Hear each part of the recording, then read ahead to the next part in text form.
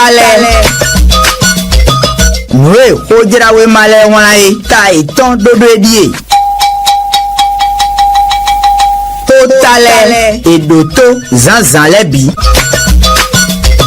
Tó talẹ̀ nùwé kójúrawé malẹ̀ wọn ayé òkúdọ́nù wẹ̀ kẹ́tìn diaspora FMG minnu màdòtó.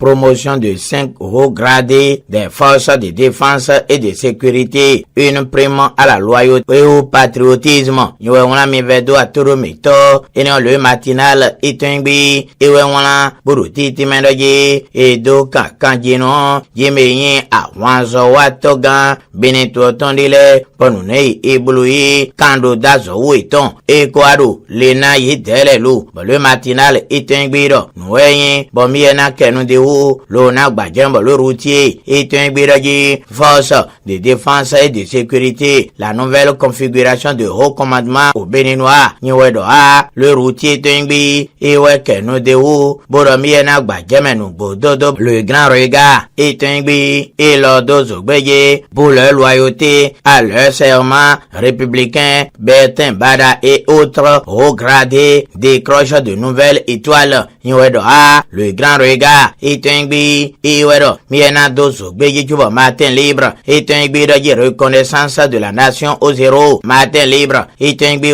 Dozo, Beji, le télégramme, Etienne Wessouton, Lokendeo, pour force de défense et de sécurité. Voici la nouvelle configuration de haut commandement aux militaires du Bénin. Niwewala, le télégramme, Etienne Wessouton, Wedo, Miena Kenundeo, le Kanagba Jamenu, Bododo, Batoviemi, Minando, Monjamena, Painon, Danda, Todo Mito, Nui Chimojame, Mi Canado Dinye, Weido, Utu Kurogwetale, Imako Ikano, Somi Nuwa, Lutu Kurogwetale Sintanwa, Boyeme Dokropo, Koja Jojalaji, Nadomiraji, Usina Huyo, Minaye, Afo Sorotito Sina Huyoton, Lutu Pon la vie, Miton le Mei, Iko Son, nous memons Coton le, au soleil levant, à mon Safata, autant de Miena Kenundeo, élection couplée 2026, la Sénat structure son déploiement territorial 571 coordonnateurs aguerris Nyowedo A soleil levant à Moussa Fata Tonwekende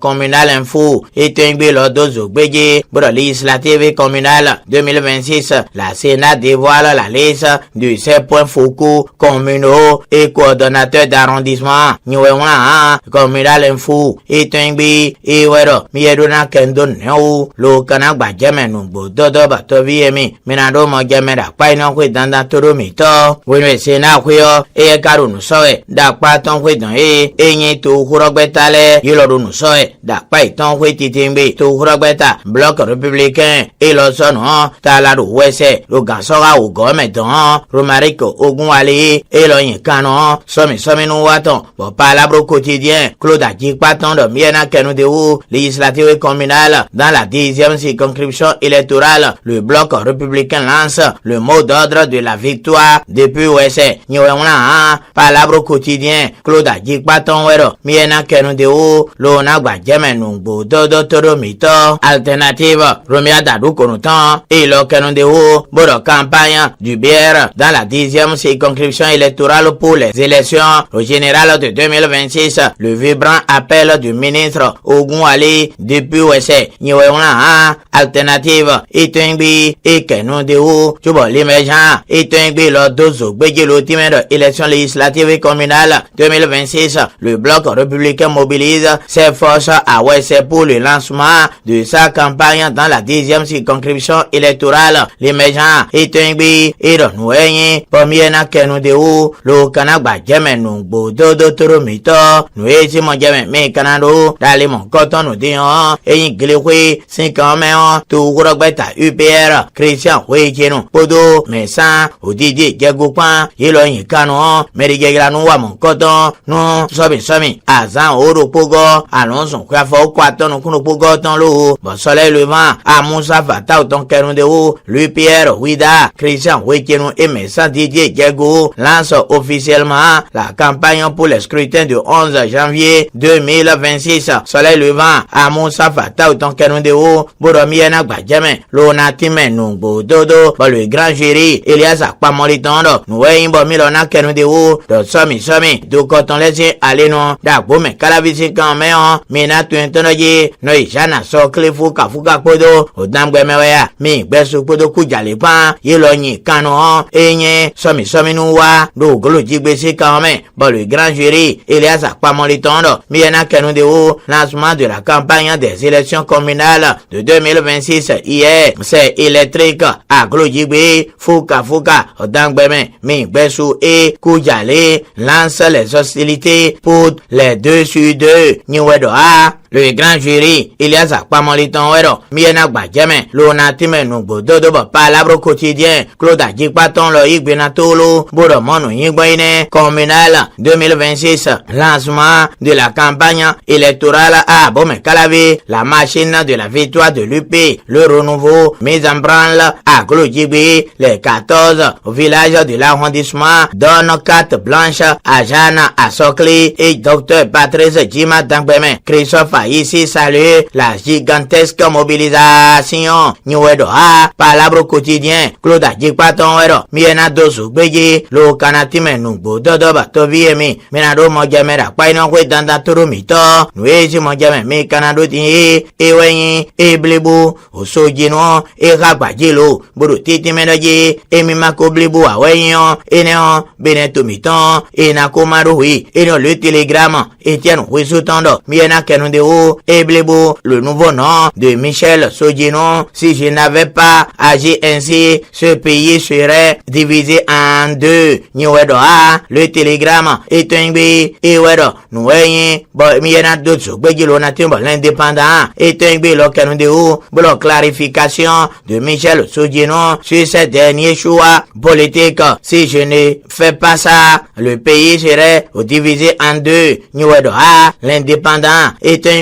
Edon Wemba Miana Canudéo, le Canagba Jamen, de Bozawaou, c'est Aleno, le Beneto Mitome Mina, Tuentonaje, de Bozoate, Edo, au Bogu Podo, Aliboric Massien, au Kameton et collection alors, à Zobribleno, de Betero, de Chaoro, Singame dans l'eau, et non, Atu Express, et Tengbi, et Wedo, Wemba Miana Canudéo, le Canatimen, nous, Bodo de Toromito, le grand jury, Elias Akpamoliton, l'ordre, nous, Bouen Nyoyen, Rodrigue, Alofa, si en vend les dions, et collection alors, à Zogbible, Mlimlitonion, 4579 boules de stupéfiants, et Dieu, et tu alors, et Kasso, le Dakmoy, et Wayen, non Dagando Propo, au Tonoué, au Djedji, et Bedo, au Glonéon, do Propo, quand oui, mais, des Bozoatole, et tu alors Djilo, le grand jury, Elias Akpamoliton, bien à Kendéo, l'éclaireur, et Tengbe, le Kendéo, le saisi, record de plus de 2,4 tonnes de drogue. La douane béninoise inflige un coup dur au réseau criminel et au financement du terrorisme. L'éclaireur est un bi et Bodomi et Nagbajame, le Kanatime Nubo, Dodo Batoviemi, Minado Mojamera, Paino, Dantantoromito. La priorité est un bi, Karotiti Menaje, les Wagwamba Tovile, Yemo Senzen, le Nudokoye, à quelques parfums, Boro Canton Hue, Bajawere, Podo, Ndalik Madihan, Awadijame Yedi, le Sindo Daho, le Hamon Coton Lemen, Nutovile Lo. La priorité est un bédozo béye de l'Opoto, devenu réalité au Bénin, à Jawere et Ndali, ivre de joie, Nyoedoa. La priorité est un bé, Ewedo, Miena Keno de Olona Bajeme, Koutonto Wamedon,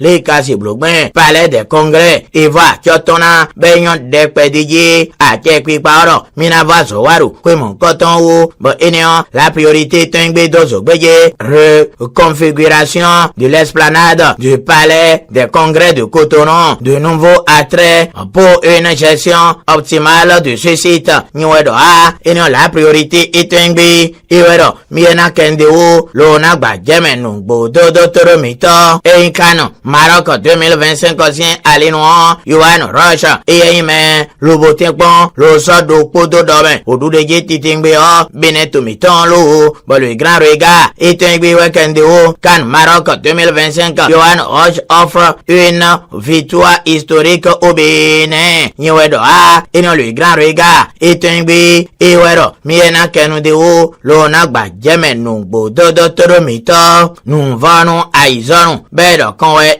kon Emmanuel Akpojelo eweno manje bevichil da so hanfo ena chendo kuro po miton lebono ni so Kotale Noé kojira we male wanaye ta iton dodo edie Kotale edoto zanzan lebi Kotale Noé kojira we male wanaye okodonu we keten diaspora FMG minu madoto